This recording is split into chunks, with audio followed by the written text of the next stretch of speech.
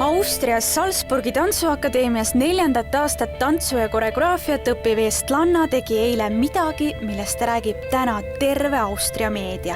Ma lendasin paraplaaniga üle 2000 meetri kõrgusel ja siis võimlesin roosa kanga peal. Tegin špagaati, rippusin pea alaspidi špagaadis. Tantsisin tuulega, nagu nad ütlevad siin. Miks aga noor naine end sellise hullusega sidus? Ma arvan, et sellepärast ma tegelikult kartsin metsikult kõrgust varem.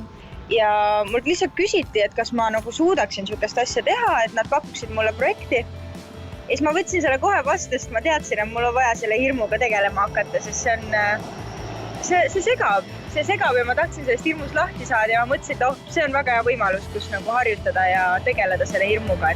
Pärast trikiga nõustumist sõitis Telia Eestisse, et rääkida sellest oma vanematele ja läbida holistilises instituudis 12-tunnine teraapia kõrguse kartusest ülesaamiseks.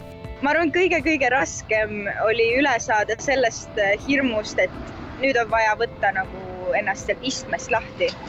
Et siis mul ikka käed hullud värisesid, kui ma pidin kõik need kinnitused ükshaaval lahti võtma ja siis kogu aeg andma teada oma lendurile, et nii, rinnakinnitus on lahti, istmekinnitus on lahti, nüüd on kõik lahti, et nüüd ma lähen. Ja võt see oli see kõige hirmsam, kui pidi Peppu sealt istmest nagu alla libistama, sest siis oli natukene, sa tundsid, et sa hakkad nüüd nagu natuke vaba langema, kui sa nagu kätega ennast tagasi ei hoia. Ja see oli see kõige raskem. Õnneks oli Telial siiski küljes ka julgestusnöör ning väga suureks vaimseks toeks oli paraplaani juht Michael Sommerauer. Austria fotograaf aga kartis kõrgust ise ehk rohkemgi kui Paidest pärit Telia. Mulle pakkus seda Daisy Sailor-Aspang, kes on siin kohalik fotograaf. Me pildistasime tegelikult tema ühe raamatu jaoks ja siis ta küsiski, et tahaks midagi sihukest natuke hullemat, natuke crazymat teha, et mis sa arvad, kas sa suudaksid seda teha.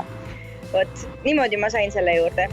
Hulljulge trikk võeti ette imelise loodusega väikelinna Hallstatti kohal.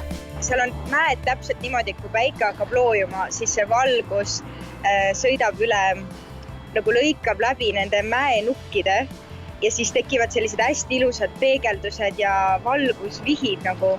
Ja kui me sealt läbi sõitsime, siis ta arvas, et sealt oleksid nagu hästi head fotod. Kas sul on ka uued ekstreemsused valmis mõeldud? Ja, me juba samal õhtul kohe peale teist maandumist istusime kõik koos restoranis ja muljetasime ja fotograaf kohe pakkus välja, nii, teeks nüüd sihukest asja. Kas sa suudaksid seda teha? Küsis lendurite käest, kas te suudaksite seda teha?